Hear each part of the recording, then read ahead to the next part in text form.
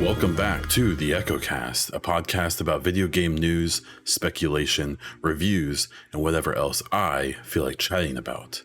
I am your host, Bon, and this week I'll be talking about the Tears of the Kingdom trailer, Redfall only launching with 30 FPS, Game Pass expanding, and much, much more. A few things before we get started. Subscribe to the show on your favorite podcast platform, and on YouTube, please subscribe to the channel, hit the like button, and comment with your thoughts, questions for next week, or to just say hello. A big thank you to supporter level patrons PK, The Dawn, Cage Nephilim, and Neuronix. If you're interested in supporting this podcast and getting ad-free episodes for as little as $1 per month, please check out patreon.com/BonDiesel. One quick note, I am doing a Mass Effect merchandise bundle giveaway. Check out my Twitter. It's my top tweet. It's my pinned tweet, and you can go there and enter. It's at twitter.com/BonDiesel. There should be links for that down below. Gaming news. This week we have 11 stories, one of which includes the topic for this week. I have decided to try to add like a weekly topic where it's not necessarily a news story, but it's some aspect or topic in video games that I want to talk about just in general. So that will come after the ad break. And one last thing, if you've listened for the last month and a half and noticed that there was a 13 plus minute ad break where there was an issue with my recording of the ad. So it was 90 seconds of ad and then like 11 plus minutes of blank space. That was an error on my part. So that is gone. You no longer have to hear that. So if that scared you off before from listening to the whole show, the ad's only 90 seconds now. So please hang. Story number 1, Legend of Zelda Tears of the Kingdom has released the final trailer before the game comes out. This is an interesting story for me. I haven't owned a Nintendo system.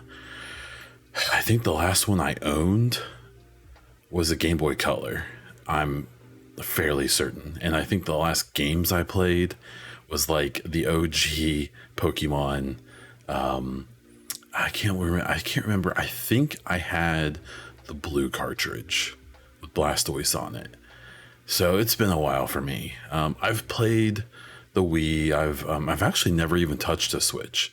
So there's all this hype for this trailer. I've watched the trailer and I've actually watched playthroughs of the last Zelda game, and it looked great. It looked like a really fun game, and this new game looks like it's going to be amazing. And knowing enough of the story from the last game, it looks like there's some really cool things happening here beyond these crazy gaming mechanics they're adding in. So I get the hype. I will say, I think that I know for someone like me, I have zero interest in purchasing a Switch. At this time, today, a Switch is like less powerful than most cell phones. It was essentially a really powerful cell phone to start, but it was okay, and now it's aged quite badly. Now that doesn't mean it's not putting out some of the best games. The developers, especially their first party, are still putting out some of the best games made, and it's still selling like hotcakes, especially the games. It's just for someone like me, where I know we're closer to a new console from them than we aren't. It's just so hard. Like, I want to buy a Switch so bad, and I just can't. I can't get myself to do it, knowing that there's something right around the corner. Now, is it a year, 2 years away? I don't know. I hope not. But so I'm waiting for this, but I get the hype. Even with the limitations of the hardware, what they showed off on here, if you showed this for any other platform, it would be the biggest news of the year. And it's a big deal for Nintendo, but Nintendo just kind of does this. It's so interesting. You see so much of the console war talk happening between Xbox and PlayStation fans. And like obviously PlayStation has a pretty dominant hand on that competition. But it's so funny how Nintendo, by not trying to compete on the hardware power front and kind of and going more to the mobile or in-home kind of thing, and they've almost like removed themselves from that conversation, where like back in like the GameCube days and stuff, they were still trying to kind of compete in that way. Once they gave that up with the Wii, it's interesting. They've almost taken themselves down a different road, and where no one really cares that their hardware is like hilariously outdated. No one cares that, or no one really cares that many of their games are lucky to run at 30 FPS, and they run at like, I don't even know if they run at 720p. And it doesn't matter because no one expects that. They just like good games that get put out on that system, and that's what happens. They don't care that the games on that system never go on sale. They don't care that Nintendo is super weird about suing people and the way that they treat stuff, like that they're like kind of bad to their fans, you could argue, because they just put out good games, and that's all that they have to do. And it's just it's really interesting to see from the outside, where I haven't played, you know, their games or had any of their systems in a long time, but I've always been aware. I worked at GameStop for years in college, and so I sold tons of Wiis. You know, like while I was taking returns on red ringed Xbox 360s, I was selling Wiis. While I was having people come back with their PS3s that had something wrong with them, or that they just didn't like because they didn't have any games for it, I was selling Wiis. I was selling used Wiis, you know, like it was just crazy. And in this Legend of the Zelda Tears of the Kingdom trailer, with all of the faults that the Switch has, and as old as it is, this is probably still the hypest game of the year. I've seen a lot of people who are probably going to be votes for the next game of the year for this year already basically anointing this as game of the year. And even as someone who really doesn't care about the game that much, who probably won't play it, at least not anytime soon, they're probably right.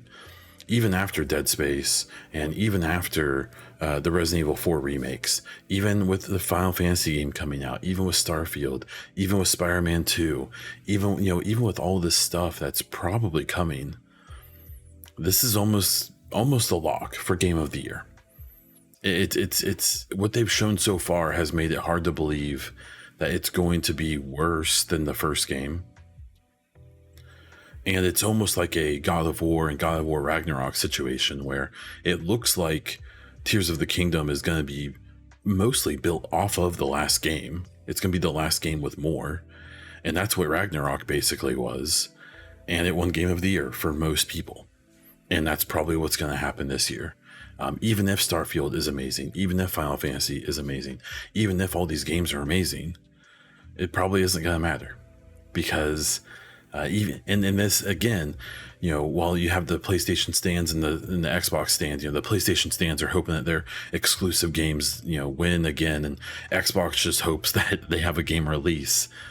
You have Nintendo, who's probably just going to mosey on in and just win it, and, you know, and just make the best game of the year and put it out, and then just mosey on out, and no one's going to say anything, because it just is what it is. It's very fascinating. I definitely, I'm hoping, what I'm really hoping for Nintendo is that they do the smart thing and they do a Switch 2. That they just put out a Switch, that they don't try any big new gimmicks, they don't do anything silly, they don't do anything stupid. They just make a more powerful Switch and they put it out. And what I'm afraid of is that they're going to pull another Wii U. You know, they had the Wii, they had this innovative console. It was the one that kind of took them out of the race that they didn't probably really want to be a part of. And they were super successful, like extremely successful with the Wii. And they got cute. And they tried to do the Wii U, and it was a disaster. And then they did the Switch, and it's been gangbusters. It's been one of the best decisions they've ever made in the way that they did the Wii U or the Switch. But I'm so worried that they're going to try to pull another Wii U. They're going to try to do something no one's asking for. They're going to try to innovate in a way that no one asked them to innovate.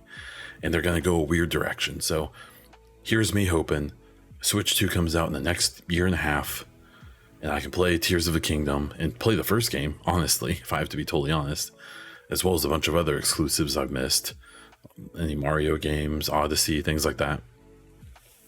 So here's hoping. Story number 2.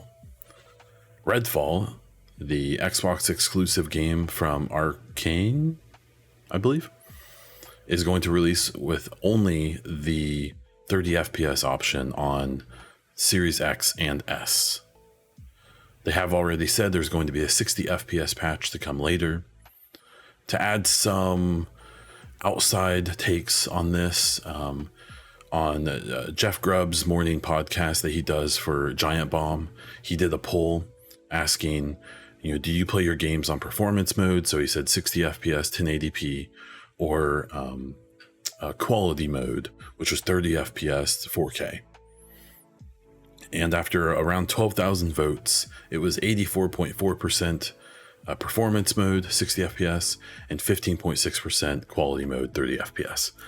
So what I'll say is that when polls, that's a big poll. That's a lot of responses. So I would say it's valid if you consider the audience. The main issue being that Jeff Grubb is not followed by like a majority of gamers. He's not followed by the generic gamer, especially, with consoles.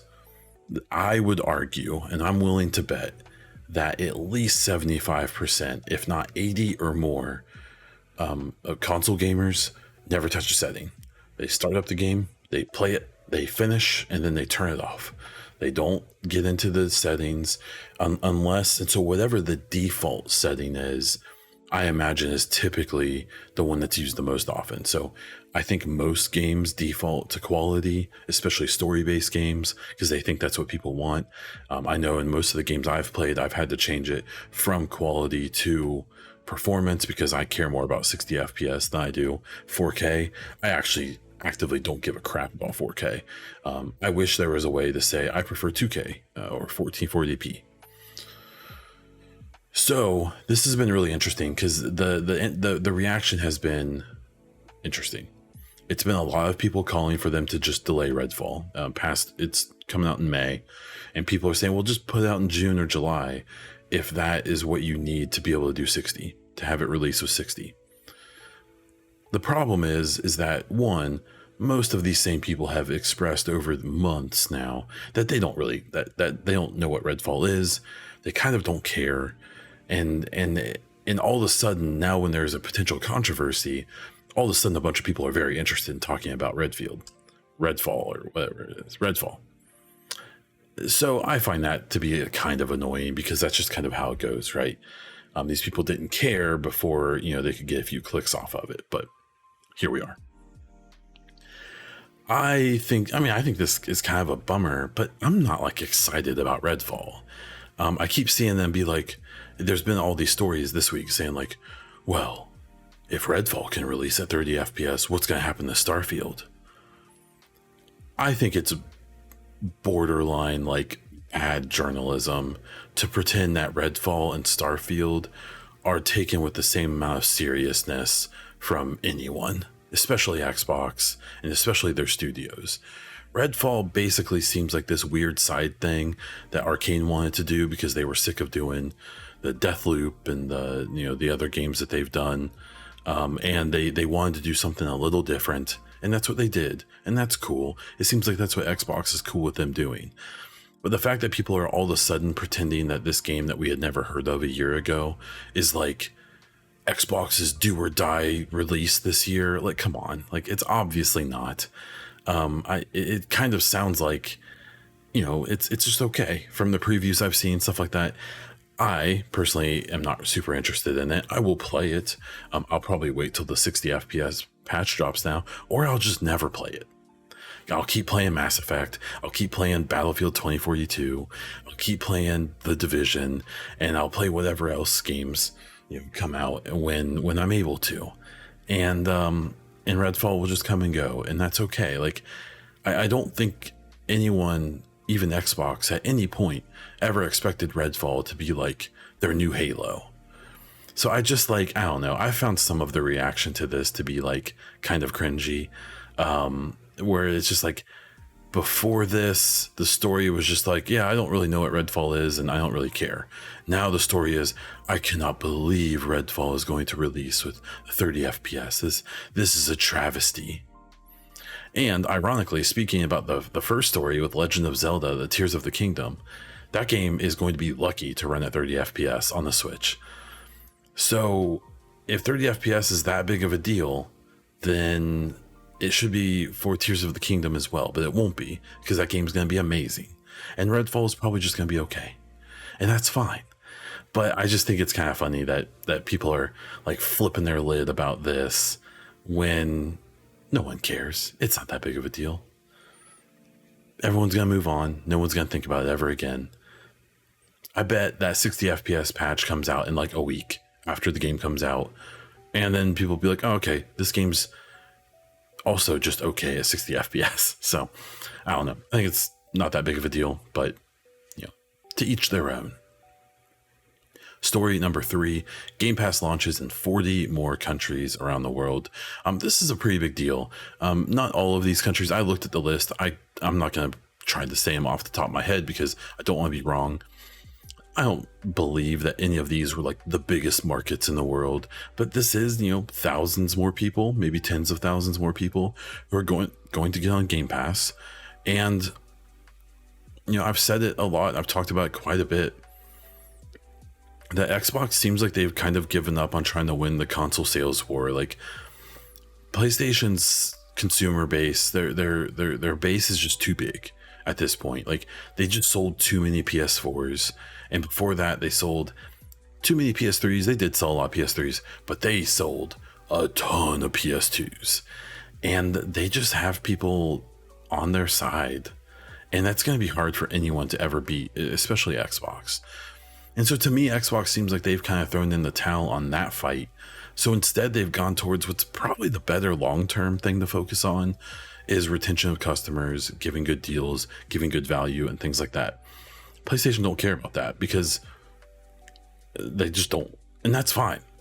When you look at their subscription thing, like it's fine. And I watch shows that are specifically with people who really like PlayStation. And they like seem like there's some cool games on their service every now and then. Their pricing structure is a little confusing. Their tier structure is a little silly, in my opinion. But it seems like it's fine. But with Game Pass, I mean, this is a big deal. There's a reason a lot of people will constantly hound about how this is the best deal in gaming, because it is.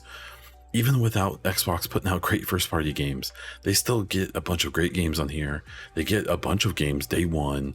Even if it's not exclusives, it's still day one. You paid your $15 and now you get to play it as much as you want. I've seen all the arguments about the downsides of this and stuff, and maybe that will pan out. I don't know. But for now, I think this is really good. I think this is really cool. I think this is the way that Xbox is really going to put pressure on Sony. And especially once, if, and it will, the Activision deal goes all the way through. It's just going to get more and more challenging for Sony to not really try to compete, because right now they don't have to. Right now they can fluff out this kind of mediocre version of it and their fans will be fine, because they can go buy, at least once a year they release a game that to someone is the best game ever made. And so when you have that, when you have that in your in your storage closet, it makes things a lot easier. And it makes things easier for you to not have to feel like you have to always be chasing down your competitors. For now, I think that changes eventually. Probably not this gen. Maybe next. We'll see. Story number 4 is Cyberpunk 2077 had a big update. A big part of it being this new overdrive mode. And what it was is it's a upgrade to the ray tracing system that essentially uses, I think it's called like direct, like path tracing or something, where ray tracing in most video games is a thing where it's kind of talked about, where it's like realistic lighting everywhere, but how it actually plays out is the game devs basically pick certain kinds of lighting that gets the ray tracing treatment, and then the rest of it just goes to old school lighting solutions. What this overdrive mode does is it does full path tracing, which is like what they do in like movies. And the reason they mostly only do it in movies is because movies can render very specific scenes, and they aren't being played live by people. So what this presents is, and what I've seen from it, is like hilariously good. It's even compared to like the best ray tracing before, which Cyberpunk in many ways is kind of one of the better examples of ray tracing games in general. This overdrive mode makes the best ray tracing before look bad, like kind of awful. The problem being that even if you have a 4090, a $1,600 plus GPU, and a corresponding system beyond that, which is another $1,500 at least, if not more, you get about 19 to 20 FPS, which is basically unplayable for most people, for really everyone, unless someone's lying. Now it does have DLSS, and the 4000 gen NVIDIA cards have DLSS 3.0, which it sounds like it's pretty good. And in this situation, it's proven to be, because you can get 100 plus FPS in this overdrive mode if you have a 4000 series card, especially a 4090. And it looks incredible. All the previews I've seen, all the reviews I've seen, Cyberpunk is almost kind of beside the point. That game just is what it is at this point. But this tech demonstration is interesting. Now, something I pointed out, I think in the Discord, is that it is weird that they did this, because Cyberpunk 2077 is on their, I think it's the Red engine, which is what CDPR uses. But they've already said that their upcoming games are going to be on Unreal Engine 5. Now we know that means the next Witcher game will be on Unreal Engine 5. They've said that there's more Cyberpunk games coming. Maybe they're going to keep those on the Red engine. Maybe it's going to specialize or something. I don't know. But you would think that all this work they're putting into this engine, which this would have been significant, would have maybe been better off, spent on Unreal 5 and their pre-production on whatever they're working on there. But I trust them to know what they should do with their time and resources better than this guy. So I don't know. This is interesting. It does look incredible. It seems like a thing that we would love to see in all games one day, but I think we're at least a gen away from that, if not two. So we'll see. Story number 5, we had just kind of my thoughts on the Mass Effect, a non-modded playthrough I'm doing. So if you follow the podcast or my streams or my videos on YouTube, you'll know that I did a full playthrough from Mass Effect 1 through the end of 3. Most of the big moments on stream, if you go to my VOD playlist, you'll see all of them numbered in there, so you can watch them from start to end. And I really enjoyed that modded playthrough on PC. I especially enjoyed the mods on 1. On 2 and 3, they were fine. It was mostly quality of life stuff I enjoyed. But I really liked Mass Effect 1 modded. There was a lot of mods that made that feel like a much more modern game, and it just was nice. So I really expected, when I went back to Xbox to do another playthrough there, I really thought it would be like, this doesn't feel good anymore, this vanilla version of the game. Because a big part of the mods in 1 and 3 especially, and 2 as well, is there's these community patches that fix like hundreds of like fairly small problems, but things that like you do notice. And so I thought going back to the vanilla game would be like torture, and it wasn't. It was great. I just today on stream finished Mass Effect 1, and it's great. It feels like home. The main issue I had with the mods in Mass Effect was that they so often felt like you were playing like a different game, or it just like didn't feel right. like you could tell their stuff was off, that things weren't the way they were meant to be when they were first made, right? And when you play the vanilla version, even if it has a bunch of bugs, even if things don't line up right, even if there's a bunch of stuff missing that should be there, that the mods do restore, it still just makes it feel kind of artificial. And so I've really found myself enjoying this console playthrough again. And I enjoyed like the novelty of the modded playthrough, but I think I'm kind of enjoying the, just the real feel, I guess, of this non-modded playthrough. So as I finish 2 and as I wrap up the playthrough with finishing 3, I will talk more about it and kind of give my impressions on how 2 and 3 feel without mods. I think I'm gonna maybe change my tune a little when I have to scan all those planets and collect all those resources and do all that fun stuff. But so far, I prefer the vanilla version.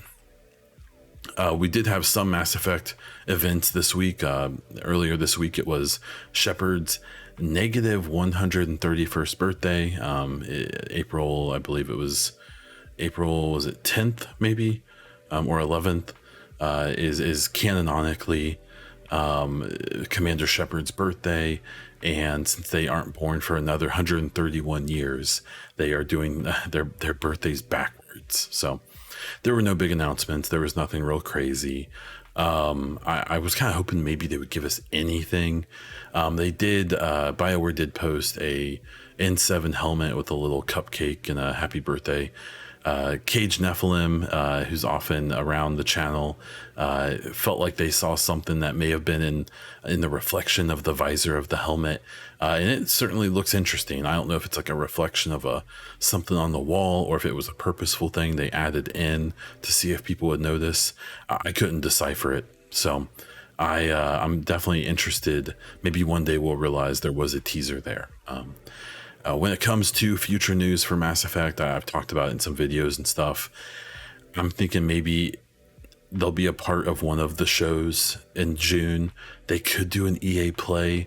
They do have things to talk about, like Dreadwolf coming from BioWare.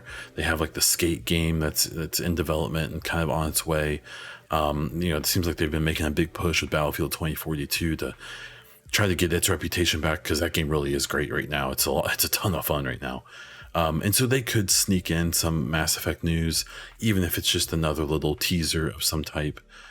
I still do believe Dreadwolf comes out late this year, and if that comes out before N7 Day, I think we could get a fairly substantial N7 Day once Dreadwolf is out of the way and all that marketing is done. If it comes out after, I still think N7 Day will be notable. They've been pretty loose, they've been pretty informative.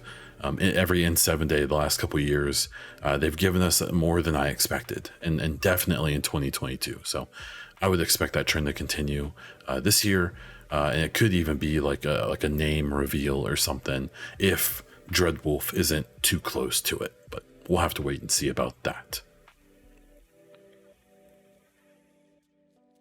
Okay, the story number 6 is the weekly topic. So it's better romances in games. And so, being someone who's played, Mass Effect multiple times on stream and more times than I like to admit, off stream, in just a couple years, I think it's an interesting topic to bring up, because from most of the games I've ever played that had romances, whether they were like interesting romances or not, most video game romances kind of follow the same procedure. So like Cyberpunk, Mass Effect, it's basically you meet character. As long as that character aligns with what you are what their preferences, you do various tasks for them, you speak to them at the right moments, and you say the right things, and look, now you are having a sex scene and you are in a relationship with them in some capacity. But if you talk to them too much, they just start repeating lines, and there's only so many things you can do with them, and there's only so many, like a game like Cyberpunk especially, that kind of made it seem like you were going to be able to do whatever you wanted, where you basically get like one intimate scene with them and a few other scenes with them, and then it's just very procedural. And it's interesting that you look back at a game like Mass Effect 1, and in that romance, the romance you can have with Liara or Ashley or Kaidan, really doesn't seem all that you look at Cyberpunk, and while like the graphics are prettier and you get to bang someone in a tank, and there's small things that seem like they've improved, the basic structure of the romances really hasn't. They're still the same romances they were before, where you just say the right thing and at the right time and you do the task and then you get to smash, right?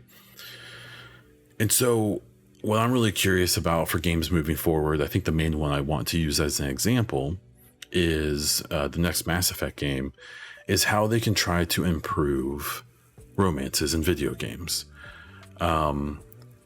Probably my favorite, or like my most like organic relationship I've witnessed in a game was in a game called Haven by the Game Bakers. This game came out, I believe, in 2019. For me, it was my game of the year. It doesn't have the best graphics. It's not the best gameplay. It's not the best story. But the package is just so good. And they especially portrayed a relationship that felt real. I mean, it was like a video game relationship still, and it was established when the game begins. But just the way that you interact with your partner throughout that game, and a bunch of the little interactions and a bunch of the small stuff, made it feel like these were two characters actually in a relationship rather than you just saying the right thing at the right time. And so I'm really curious about, for example, like the next Mass Effect. I'm really hoping that when that game releases, we're going to have a protagonist, whether it's Shepard or a new one, and we're going to have a crew. And, some of that crew will be eligible for us to romance. And what I really hope is that, and I've been saying this for a while, but I hope that there's something deeper than, make sure to speak nicely to them here, and then after a main mission do it again, then after another main mission do it again, and then do their loyalty mission, and now they love you, and now before the final mission you'll get to bang them. Like, I hope that there's more to it than that. I think Andromeda, speaking on the Mass Effect front, did things a little better. You had some extra moments you could have with the various partners, and there were more options, and so it seemed like they were moving in the right direction. But I guess for me, like, I just want to see big or even small decisions I make through the game cut people off who would maybe normally be willing to have a relationship with your character. Or if you make a decision, say you make a decision that turns one person off, it may interest someone else. Maybe if you're a really good guy, if you make a bunch of moral decisions, some characters will be interested and some won't anymore, even though you technically fit their criteria. Maybe you do something specifically to a character that they really hate, and they decide that they hate you forever. And even though, technically or mechanically you should be able to have a relationship with a character, now you can't, and it's because of maybe even small decisions you made that you were completely unaware were going to impact the situation. Now, a part of this is, say when the next Mass Effect game comes out, and after a year people are going to figure out every little choice you can make, and it will turn into a thing where you can do a relationship by numbers, right? Where there will be guides to tell you exactly how to relationship someone. But I really hope that guide is tough to make, and that there's lots of little variables and lots of weird things that can happen and that you have to watch out for, instead of, you can have a relationship with any characters in the trilogy or even Andromeda by just making sure you talk to them a lot and always be positive or flirty, whatever the option is.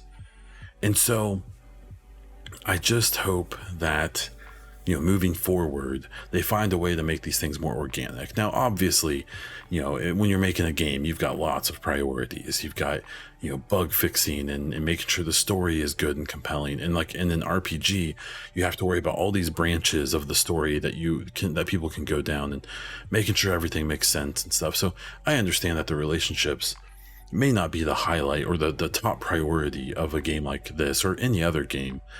But you hope that it is a little bit. People, obviously, if you are in the Mass Effect community, whether it's the trilogy or Andromeda, a lot of fans really care about their like canon relationship or whatever. So, and it's not just Mass Effect. It's any other game that allows you to have these type of relationships.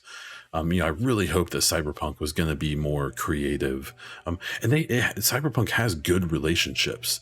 And I'm not saying it doesn't. It has interesting, compelling interactions and conversations you can have, and Cyberpunk does have some fairly minute variables that can ruin your chances to have a relationship with another character. Panam specifically, there's some relatively hard, easy to miss moments that you could screw that up with. And so I would really like to see them improve that, whether it's the next Mass Effect or any other game. And I hope they don't go the way of Starfield, where we've already found out that there at least won't be sex scenes, and that there probably won't be big relationships.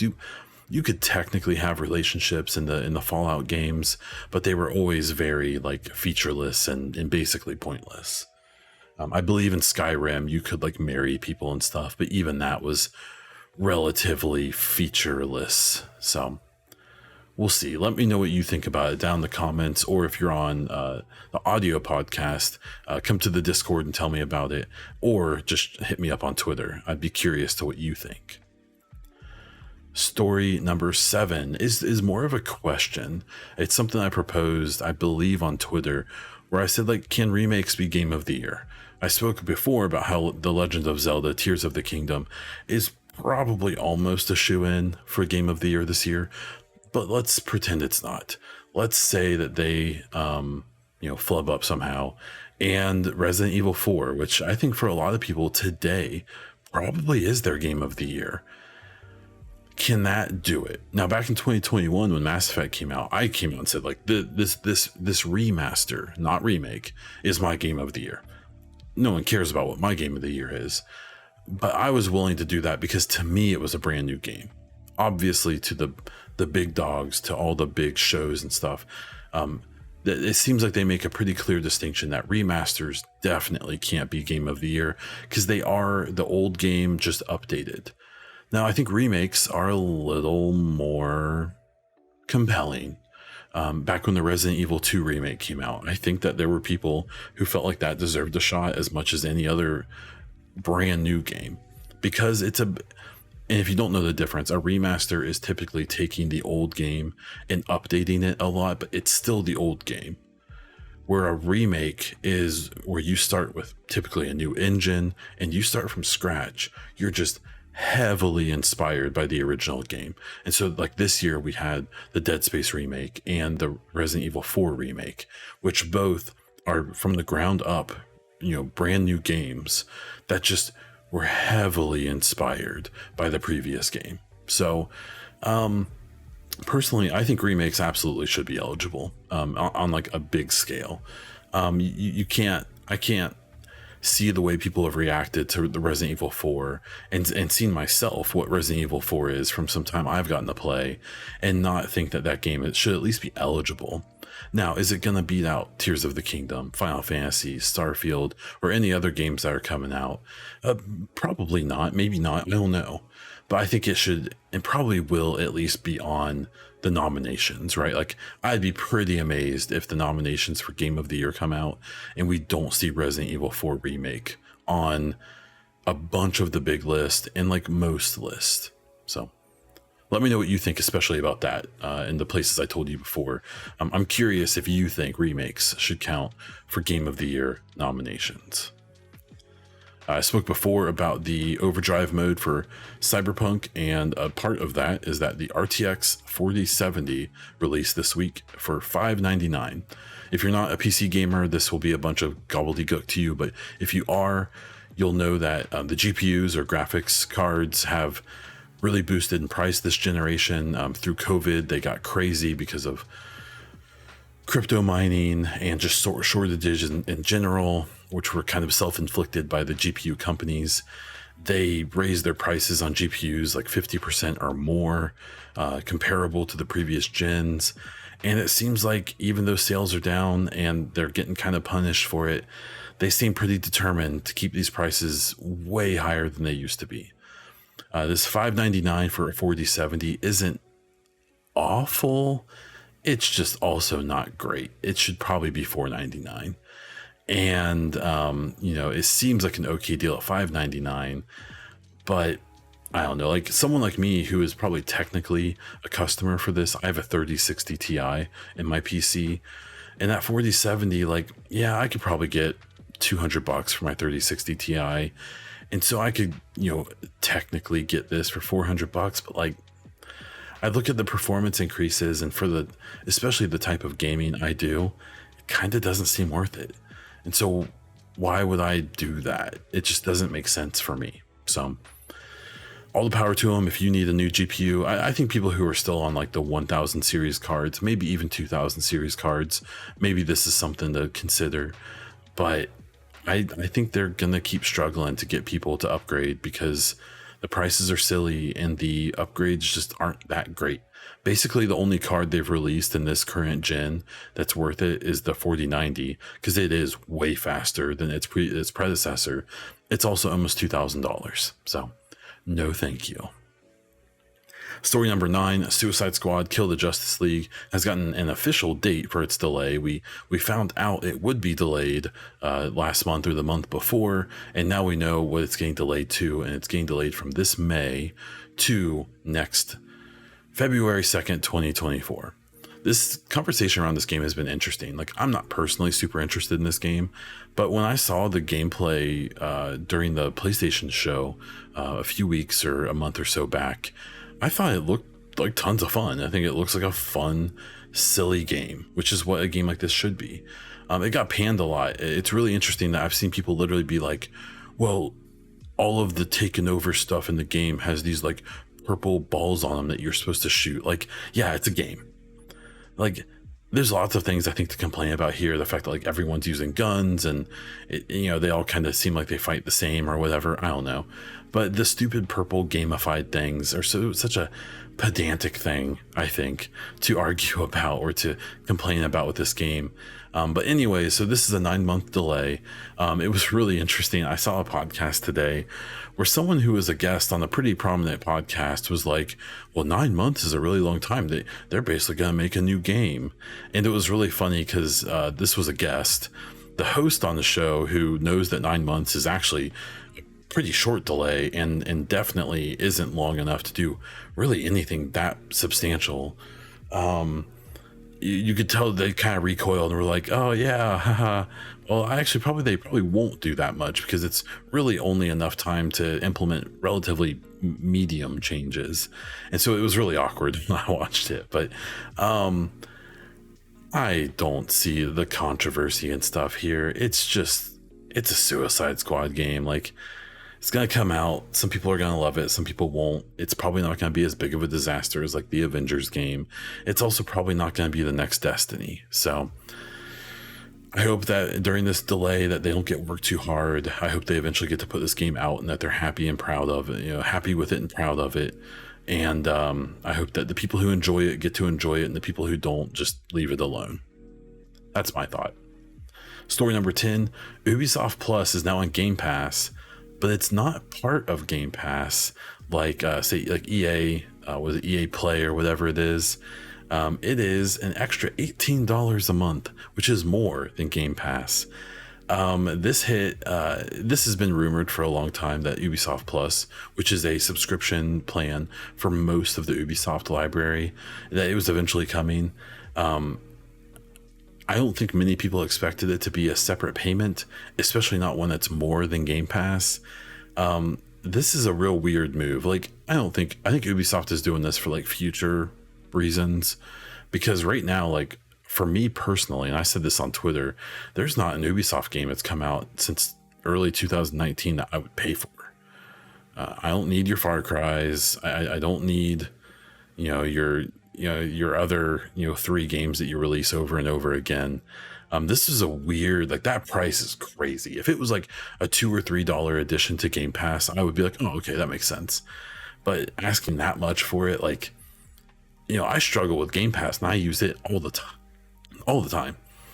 I can't even imagine why I would play on Ubisoft Plus. It is so bizarre. This was I assume this was a move where they are thinking long term, and that the idea is, as they have more. I mean, it's like Game Pass kind of, except Game Pass actually has a bunch of cool stuff on it, even without first party. This is a weird move by Ubisoft. I don't know who values their games like this, but maybe enough people do that they feel comfortable charging that. And story number 11, speaking of speaking of Ubisoft, XDefiant is having a public test. You can actually watch streamers streaming this that I bet are definitely not doing paid sponsored streams. This game is weird. So I was going to stream this. I was getting my stream ready the other night. I was ready to rock and roll to do this thing. And sure enough, I downloaded the game. I've tried to start it 100 times. It had over a few days. It had to have been over 100 times, and either get stuck at the loading screen, or I get into the menu and it locks up, or I get into the matchmaking, but then it locks up and quits out, and I get an error. I've uninstalled the game completely, reinstalled it, still the same issues. I've played this game a lot. I've been testing in a testing group for this game for longer than I would be technically allowed to say, but a really long time. And this game has just been a mess since day one, and it still is. Like, it's more complete now. The last time I played it, I am allowed to talk about that. That was a private test, but you were still allowed to talk about it. They're doing this really weird. But like, it just feels like a cell phone, like free to play game that they're putting on PC and console. That's like, just like knockoff Call of Duty with like some Overwatch vibes in it. And it just, I don't know, like, it's just weird. Like it was so, because the original testing, all of the maps were Division related maps. This game is made in Snowdrop, which is the Division's engine that Ubisoft Massive manages. The original factions were enemy factions from the Division, but all of the other factions are like hero factions, I guess, besides the Phantoms or whatever. But like, I just like they have this hero shooter ish thing, but instead of having like Division agents, you're playing as some of their antagonists. And I saw an article, it's like, well, all of the good guys in the Ubisoft games are tech, so they didn't want to have more tech guys. Like, you're seriously gonna tell me that like the wolves from Ghost Recon are more popular than cut the wolves and have shade agents be in the game? Like, I find it really, really hard to believe that people would rather play as the wolves than a Division agent. Maybe I'm just biased because I like the Division, but this game is just such a mess, and its fans are weird. There's this whole thing with the type of matchmaking the game has, that people think it's better than Call of Duty. Like, there's a weird vibe with this game where it's really obvious that a bunch of people who are mad at Call of Duty think that XDefiant is like the next big thing, and they're like, and I think that half of them are bots. There's no way these are all real people. Like, it's just the way they interact with other people. Like, it's got to be like auto responses. It's so weird. And I've played this game, and I see these people like, and I understand that, everyone has their own preferences. Totally cool. No issues with that at all, obviously. But like, this game just feels at best okay.